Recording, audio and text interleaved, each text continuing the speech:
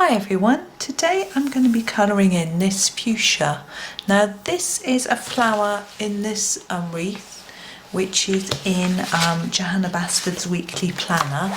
It is the week of starting the 18th of January. So I've decided to sort of do each little bit one by one and to start with the little fuchsia here. Now I've got a picture of a fuchsia beside me so that it can give me a little bit of guidance. So I'm firstly going to start with this, this sort of, let me point, this bit here. Now this in the fuchsia that I'm doing is the darkest part and it's purpley, so I'm using my Staedtler Ergosoft because this is number 6. Because it's such a fine print on this page, they're quite small. So I'm going to use a base of this purple, but it's not actually this dark, the one that I'm copying. I'm just having a little look at it every so often. So I'm now going to use the number 61 on it as well. So I've just darkened it down and I'm going to use the 61 to add some more colour and texture. So I'm going to do a harder pressure here nearer this petal and then lighter towards the end. This is because there'd be some shadow from this petal at the top. It's not really showing up that well because we've got that dark colour underneath. So maybe I'm just going to go over the whole thing with quite a hard pressure to just change the colour up a bit. And then we'll actually use the darker purple for the shading, I think. I want to get quite a good layer down on here. Now I haven't actually tried these pencils out on this paper yet, so we're going back to number 6 because I've been using my polychromos. So I'm just going to try putting some darker application underneath this part of the petal here and see if that works, and along the side here and on this little bit down here. So I haven't really tried these yet. So now this paper is a little bit thinner than in the colouring books. I've actually learnt a lesson. I've put a piece of paper underneath today because I haven't been doing that. And say I did this one. If you look to that page, you can see all that colour came off when I did the page behind. The same on this one, it's got all the black has come off. So I've put a piece of white copy paper underneath today. So just a little hint for you. But if you've already been colouring in your planner, you will probably have noticed that anyway. So there we go. So we've got a darker bit along here and lighter towards the tip. It's not quite as dark as I would like. So I'm going to grab my number 77, which is the dark grey. And I'm just going to go along this bit again. I just really want to emphasise that there'll be shadow under there and along here. I think that's okay. I'm going to leave that there. And now this top part here, in the picture that I've got, all those lots of leaves are the same. So I'm not sure that I want to have them all the same like that.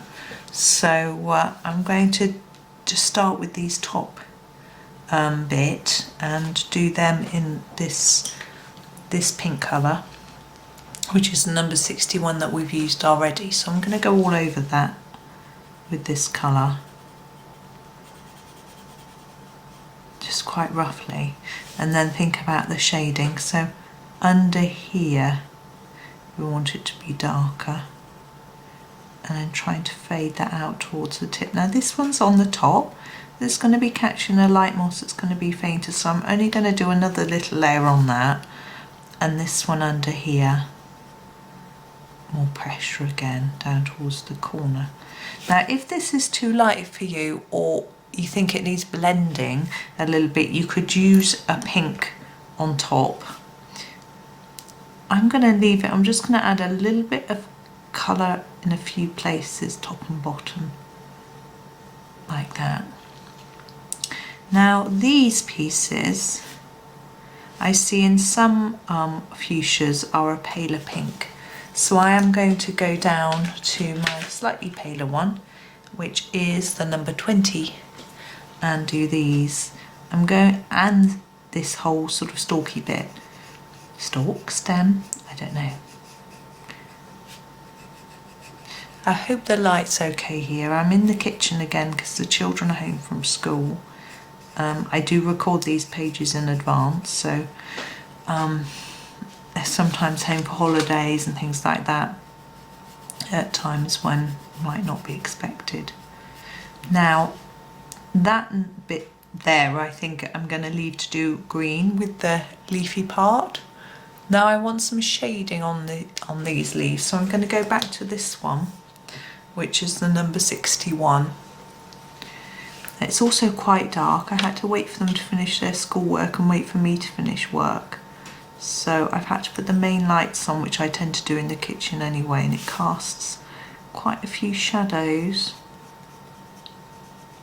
But hopefully you can still see what I'm doing. So I'm just doing darker bits here and here where I think there might be some shadow. And also on the edges of this piece to try and give it a more three-dimensional look. And now we've got this sort of little underskirt piece here. Now on some fuchsias these are pale, very pale pink, and or even a sort of whitish colour, but I'm going to use this colour, pink, again to just tie it all in together really. But I'm not going to go too hard. I'm going to do a little bit hard under there, but keep it quite pale towards the ends. Now we've got this bit is really fine. Now I see in some of the pictures I'm looking at, these are definitely white, but I'm going to do mine pink because I'm going to leave this background. I probably won't do a background, so I need it to stand out. So I'm going to turn to my slightly lighter pink, which is number 20. And firstly deal with this centre piece, and then we've got these little dots. Now it could be wise to do these with the gel pen because they are so fine. You can see I'm nowhere near staying in the lines with those. So, and of course my pencil isn't massively sharp either, which doesn't help matters. Anyway, but that as I said, recommend maybe doing that with a gel pen. So moving on, we're going to do the leaf. Now the leaves of the fuchsia, I'm having a look at some pictures again here. They seem to be not particularly light but not particularly dark. So I'm thinking this is what I feel is the mid-green, number 52. And I'm going to use number 5 to add some shading. Now for this one I'm going to use the dark colour first. So I'm going to mark through all the areas that I want to be darker and then go over the top with the other pencil. So I'm thinking the edges of this I'd like to be dark. This pencil again isn't particularly sharp, and I have got a sharpener, but I don't want to sharpen mid-video really if I can help it. So I'm just marking out a few areas I think would be dark. And also as these leaves you see are twisted under or turned under, I think they would be darker. I'm going to fade that up. Do the same on each of these. Just fade it up and up on this one. There we go. Now I'm thinking, I don't think there'll be any dark here because this is turned up to face up where the light will be. So I'm going to now go in with my number 52. Now I'm going to fill in this stem where I left it blank to start with. It's always good to do these bits. If you've just sharpened your pencil, do the bits where you need to stay in a fine line. This works well in theory, but unfortunately I just don't seem to be able to stay in the line even with the sharpest pencil. So I just don't get too worried about it. I don't tend to look that closely. Obviously when I zoom in with my camera you can see every little mistake, but normally we don't put our head that close to a picture. We look from a distance, and I try and remember that that's what we're going to be doing. So I think it's important to, when you're doing your artwork, to sit back every so often and look from a distance at how it looks and think about how you feel. Now just finishing this green, but I feel like I want it to be a little bit brighter and more vibrant. I'm looking at the leaves, they aren't really that bright and vibrant, but why not? So what I'm going to do is I'm just going to go in with the yellow.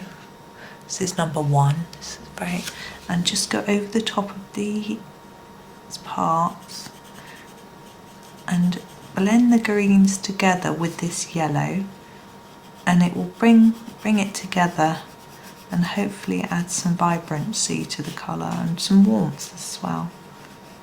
So I'm just going to do that to finish off with. I think I'm just going to do it on the leaves, I'm not going to do it on the stalk and things, it's all a bit narrow there. Maybe just a tad there, I think it's too dark anyway for it to show up. There we go. And now I'm done with that, so I hope that was useful for you. I hope you enjoyed it. Thank you very much for watching, and happy colouring.